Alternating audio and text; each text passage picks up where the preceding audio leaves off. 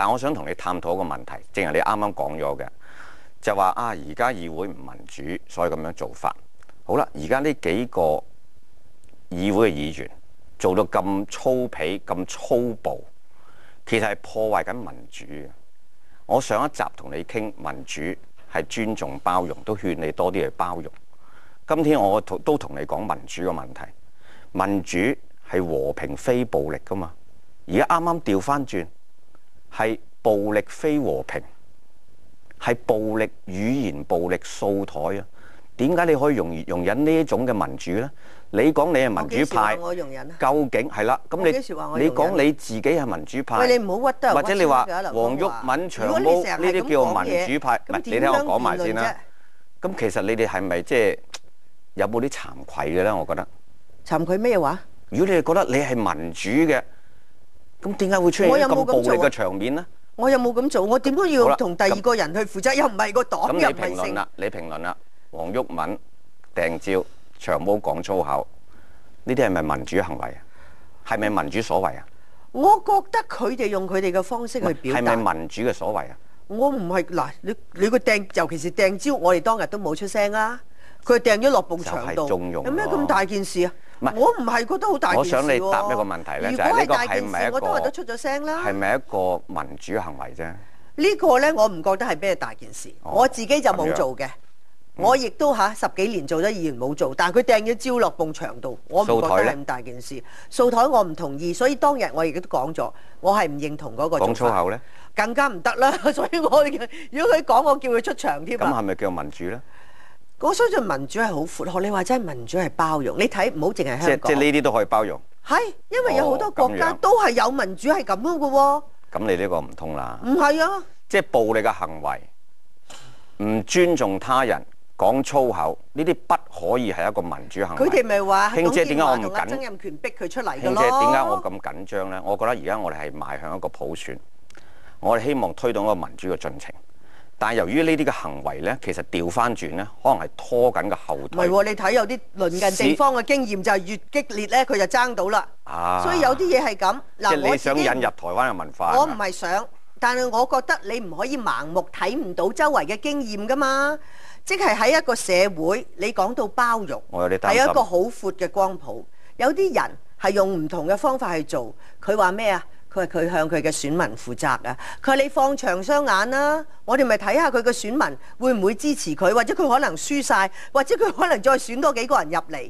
如果係嘅時候，你就算而家睇民調，你都做過有啲民調啦。你民建聯有人支持佢㗎，亦都好多人話唔贊成。佢係有佢個嘅支持者。卿姐，我對你亦都有啲失望。點解呢？即係你係一個即係個俾我睇呢，係一個好有立場嘅人。對官員有時有啲即係唔啱嘅地方，你言辭好辛辣，但係對待而家呢啲行為呢，似乎你係有啲因住，而且你冇立場嘅。雖然喺民調嚟講，我點解冇立場？2成幾嘅人可能都同意呢一種嘅行為。咁高添啊！7成幾嘅咧係不認同。咁你話喂係喎，有啲市民都認同喎，所以我就冇立場咧。嗱，呢個我係唔啱嘅。你真係，我覺得你真係歪理到咧，真係我都費事攞粗口嚟講。我幾時有講過咧？你真係劉江華，嗱，我發覺你做咗民建聯嘅副主席咧，越嚟越識咧，就扭曲晒啲嘢，然後就塞咗人哋把口。我好清楚啊，我好清楚。即係你點會咁講？我即係話有啲人係認同佢嘅做法，佢我就係想知道你嘅立場啫嘛。我嘅立場咪琴日已經做咗出嚟啊！我唔係淨係講啊。我話嗱，我唔準講呢啲説話。我裁定咗，你要講你就要出去。呢個就係我嘅立場。我嘅立場就係跟議事規則去做事。但係你又唔肯譴責佢哋，又唔肯修改議事規則，長此落去一路日日都係咁做法嘅喎。係咪日日？對我哋嘅社會，你即係你有啲真係無限上綱啊！而家係咪日日啊？嗱，好嚟講，嗱，卿姐，財政預算案咧。其實個內容咧，真係冇乜人已經係知道噶啦。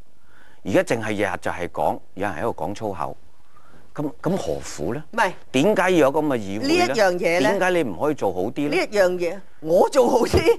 而家你講我講粗口啊？你講我掟招啊？